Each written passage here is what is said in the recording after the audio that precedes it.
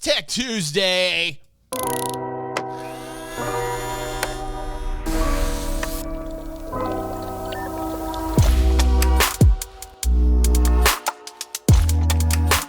Hello and welcome to Retro. Tuesday Newsday, your #1 resource for the entire week's worth of VR news. Meta just showed off 2 new VR prototypes that look absolutely insane, from perfect pass-through to the return of varifocal displays in the public eye with the highest resolution yet. They're unlike anything we've ever seen before. But that's not it. A brand new 4K per eye VR headset from a very unlikely source has just popped up. Horizon Worlds may actually be getting pretty good, and rest in peace, Echo VR. We got all that and so much more, so let's just get right into the news. Okay, so let's start off with something absolutely crazy and unexpected. A brand new VR headset has just popped up from an unlikely source with some pretty wild specs to back it up. Just recently leaked, but then confirmed by the company, this is the Visor, a micro OLED 4K per eye VR headset set to launch sometime next year from the software company. Dude, I feel like if I had that, I would look just like one of the robots from Daft Punk. That's like, I totally want to go Daft Punk and get this. Like, I want to sing Daft Punk songs when I wear this.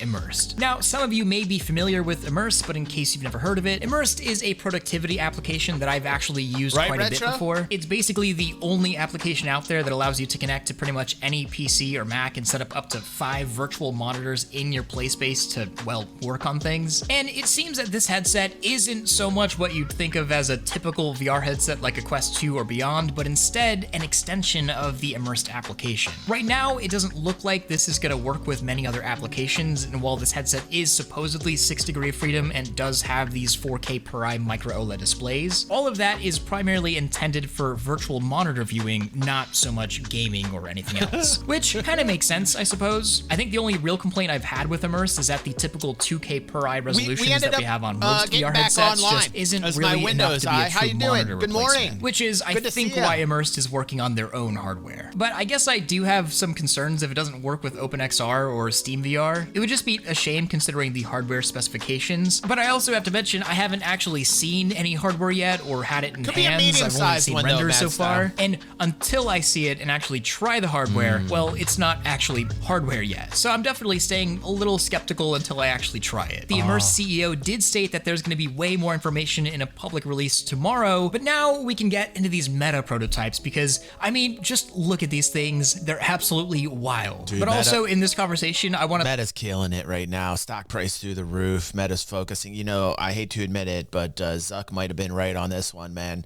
He's just focusing his entire energies on this. He's going to suck your eyeballs into these things, know your eyeballs intimately, and share that data with everybody. Trust me.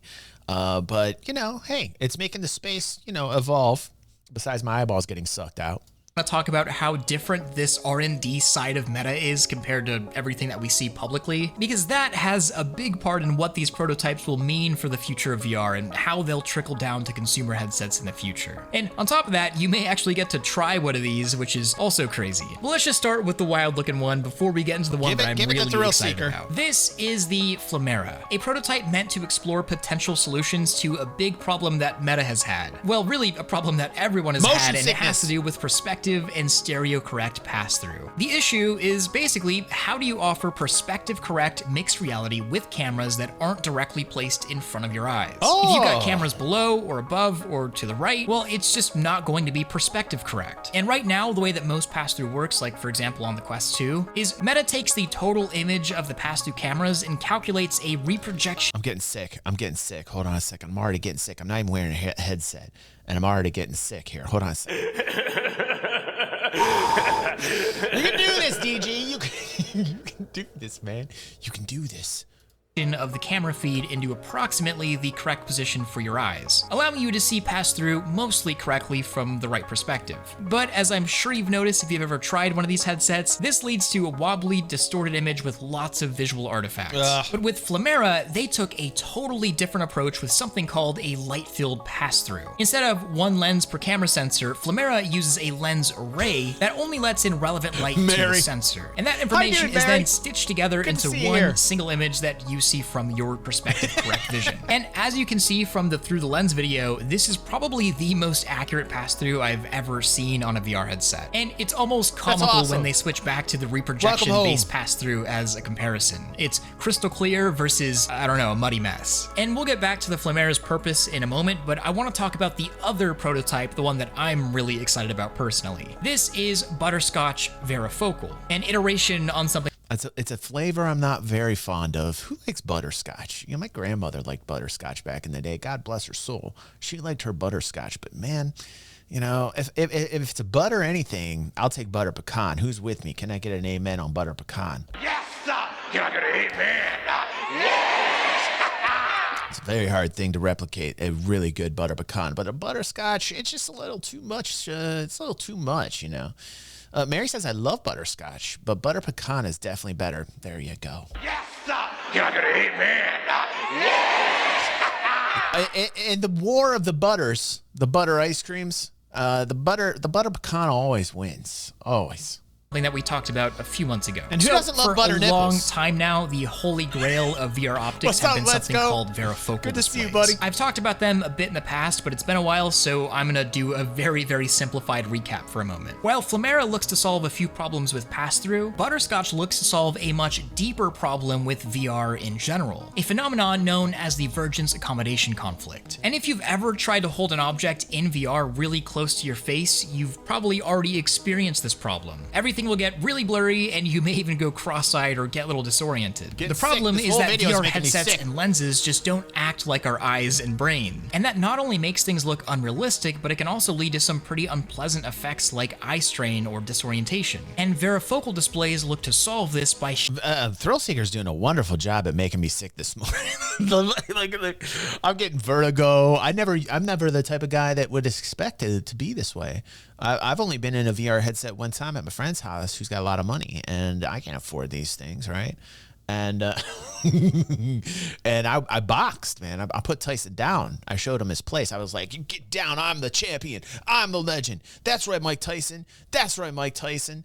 And I beat him, and I felt good. No vertigo when I had that experience. But right now, this whole video this morning, it's making me quite queasy. I don't know. You guys with me? I feel like we're losing people because they're getting queasy. Shifting the focal plane depending on what you're looking at, which makes VR look Everybody loves incredibly buttery realistic nipples. because it's mimicking that natural blur and focus that we have in reality. It's shifting the focal plane like your eyes making me would, feel but better of course talking the about buttery screen is nipples. still staying the same distance away. And we've seen varifocal prototypes before with the Half Dome 1, 2, and 3, even seeing a non-mechanical varifocal system with the third one, but this Butterscotch prototype is special because it not only has these varifocal displays, but also has probably the highest resolution and pixels per degree of any VR headset look at that ever working made. inside At there. least What's any of going them on? that's publicly talked about, with a whopping 55 pixels per degree. To give some reference, the Valve Index sits at only 14 ppd, and the Quest 2 only has around 20. Dude, there's moving parts around your eyeballs. Mad Style's right, man. That thing's like moving around. It's like, I don't know if I trust mechanical stuff moving around my eyeballs. What if like metal pegs just poke out of it and just jab my eyeballs, man? Like, what? I don't know if I can handle that.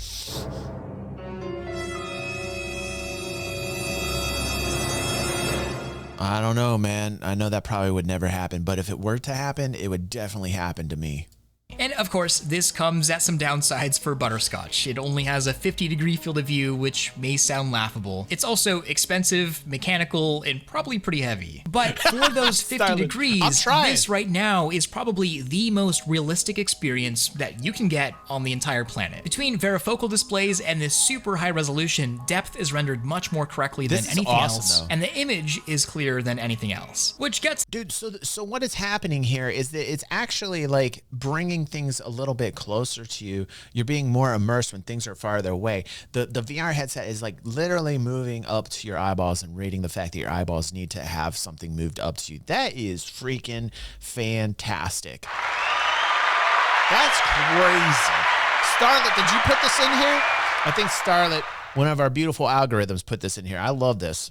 us on to why these even matter. This technology probably isn't trickling into the Quest 4 anytime That's so soon. cool. But What a what's great going idea. on in those labs is still legitimately the cutting edge of this technology. Looking at this technology is the equivalent of being interested in physics and hearing there's a new particle or something and getting excited. Or maybe even just getting excited about the potentials of a new ambient temperature superconductor, for example. This LK99, we're gonna talk about that next. This is insane what's happening in like it's a jump forward, and like I can't even believe I'm living in this era where all of a sudden the government's opening up the fact that aliens actually exist and are very real.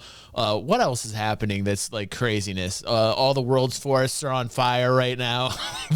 It's like, what is going on? What world am I? AI? Like I woke up to some crazy future one day. I literally woke up and like everything's a movie now. I was just talking to Christy about this. I said, honey, isn't it crazy us growing up? Like we always had these imaginations about like floating hoverboards from Back to the Future. This is going to create floating hoverboards. It's not peer reviewed yet, but this LK99 material here, this thing, we're gonna look at this. It floats on both sides. It floats on both sides. Not unlike how we're used to seeing magnets, attract and clap together. These things are continually just like floating. It's crazy. I'm suspect as well, Fingers, and we're going to talk about that next. It may not change your buying habits tomorrow, but it's still really interesting at the core of the tech. And I think it's even more interesting how different Meta's R&D division is from its consumer division. Outlined in a recent blog from the R&D team, the goals of the Reality Labs research team isn't necessarily to try and build the best consumer device I don't know too much about it yet. VR go mainstream. We're gonna learn. It's to explore and solve the problems of VR that nobody is touching. And also, surprisingly, to do it openly so this research is available to people that want to build. I mean, the article opens with, quote, "There are two types of people, those who think VR will change the world and those who haven't tried it yet." And I think oftentimes in my video, I give Meta a really hard time, and sometimes that's really necessary, but it's pretty eye-opening to see that behind these Zuckerbergs and metaverse claims, and the honestly off-putting consumer-facing side of the company, the heart of it that is really driving VR research forward by decades is really actually in it for the right reasons. And I think this really resonates with me because the main reason I actually became so passionate about VR isn't because of Beat Saber or VR Chat or Quest 2s. It's really because every step we take to explore virtual reality and this cool technology, we in turn learn more and more about the physical world around us. I don't think there's ever been a technology out there that really looks at perception and reality in the way that virtual reality does. And the same goes for augmented reality and XR, of course. But you get the point, and I think some people will get that, and some people will only see the industry for dollar signs. But from the way that the research team talks about VR, I don't get that feel, especially because of their whole plan to actually show these headsets off. The impact that they want to make isn't just developing and researching, they plan on inspiring the industry through a whole philosophy of, quote, demo or die. They obviously can't sell Butterscotch because it would probably cost more than a house to buy, but they can demo it to as many people as possible to inspire them to get into this field, to show them how good it can be when the proper work is done. So Butterscotch, Varifocal, and Flamera will both be at SIGGRAPH this year for people to demo, which is really, really cool. And honestly, maybe the consumer side of Meta could use a little of the R&D team's energy. It might really do him some good. And really, at this point, I don't mind Meta spending all their money on the R&D team. Keep doing that, they deserve it. Which brings us to the sad part of today's video. Despite the in-person protests where fans literally flew a plane over Meta's HQ begging them not to do it and the online protests asking them to do the same, officially at 10 a.m. yesterday, the Echo VR servers were shut down forever. After 6 years of I don't understand why they did that. I just don't get why they did that, man. You had such a strong-knit community, man. It just doesn't make any sense. Becoming one of the most beloved VR titles ever released. I mean, this game even has a big part of this channel's history too. It was the background footage of my very first video, but now the servers are dead and the game's gone. And I've already made 2 videos on this topic earlier this year when it was first announced, and I've already said my piece, and that's even been echoed by people like Critical. But now that it's happened, I guess this is a bit of closure. Really, the whole situation regarding Echo was just a really crappy thing on Meta and Ready at Dawn's part. The game, despite having a lower active user count than something like Gorilla Tag, still had a community of tens of thousands that played every single day, which is hard to do in VR. Hundreds of games try it, and a handful end up actually building any sort of community. And it's just a real head scratcher why Meta would decide to shut down a perfectly good game that still had a lot of life left in it. And it's also where the consumer-facing side of Meta, ironically, is more anti-consumer than the research side. That doesn't interact with consumers at all. And all I can really say regarding Echo VR is rest in peace. You'll go down forever as a highlight in VR history, something that brought people together. And to you, Meta, taking down a game with an active player population with zero recourse, kind of a dick move. And it does make it. Absolutely. Good for him, man. Shame.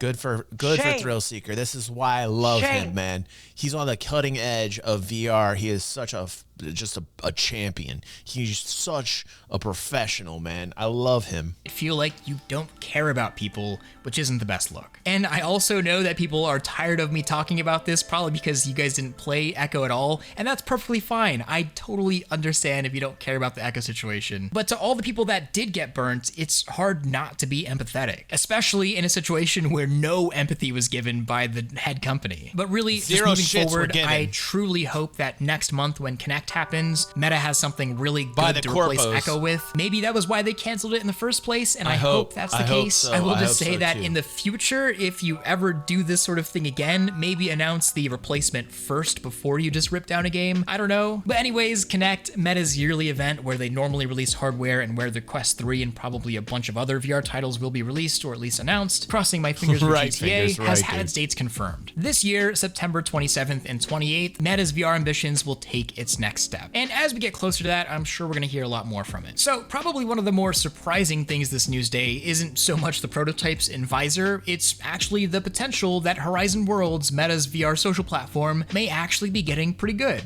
After months of getting memed and Meta struggling to grow its user base, a pretty huge promised feature, asset importing, has finally showed up, well, at least for some people. And to showcase this, I don't really see this taking off, this Worlds thing, because, you know, this exists in such a better form with VR chat that I don't know how many people are going to make the crossover into this Facebook Worlds bullshit. You know, when it comes down to it, VR chat beats this hands down, you know, hands down.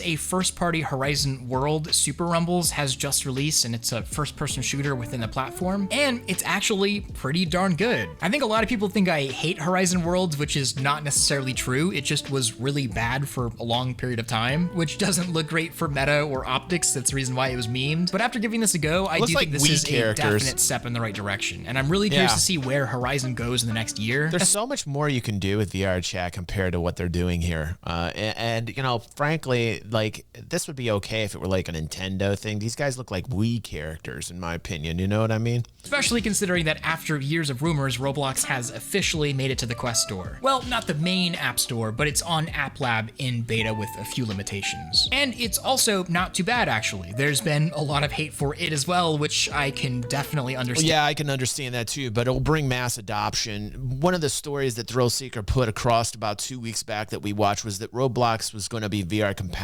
and the amount of people and kiddos that play Roblox is ridiculous, and you're going to get huge VR adoption from it, whether people like Roblox or not. It's just going to happen. So it should be interesting to see that come across the finish line. And right now, there are very few working VR builds that show off the capabilities of Roblox VR. And out of those working builds, the frame rate and controls leave a lot to be desired, and the Quest 2 definitely has a hard time keeping up with Roblox, but that's kind of the point of the beta, to get significantly more VR testers in, and also to get people to make more VR content for Roblox. And I think between VR Chat, Horizon Worlds, Rec Room, and Roblox, social VR is about to get very interesting over the next year. And I'm really curious to see what this competition brings out in all of these platforms. I love it. But now it's time for question of the week from Nosyless. If you could have any flat screen game of your choice get a VR port, what would I choose? So I've actually answered this a few times, as each time my answer gets a little different. For a while, I really wanted a good Overwatch style game that allows me to be in the action. Like, imagine holding a Reinhardt shield or taking out a Genji blade. Man. But my ideas have kind of evolved over time. I still would love to see Overwatch in VR. But right now, I imagine if I could bring a flat game or a hypothetical game into VR. I'd honestly love to play a Yu-Gi-Oh! Social VR trading card game. Of course, I'd love a Pokemon game as well, but that's kind of obvious. Who wouldn't want to catch Pokemon in VR? But there's just something unique in my brain about grabbing a dual disc and slamming a blue eyes white dragon on the field to have it show up 30 feet tall in front of me. That's pretty cool. That'd be pretty cool. Yeah. And that was question of the week. Make sure to leave your own down below, and I may like just his answer answer. yours That's actually next. pretty And cool, I also man. want to say thank you to all of my Patreon supporters for making this video possible, especially my Omegas. And of course, remember to like this video if you loved it, subscribe if you want more of this, and hit that freaking bell if you just can't live without it. Much love,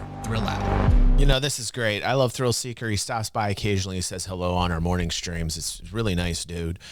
Followed us, and I love his approach. I love his approach to the entire space. I'm definitely liking that. And every Tuesday, you can find a wonderful Tech Tuesday video from Thrill Seeker or Fia here on our channel. We got a playlist devoted to it.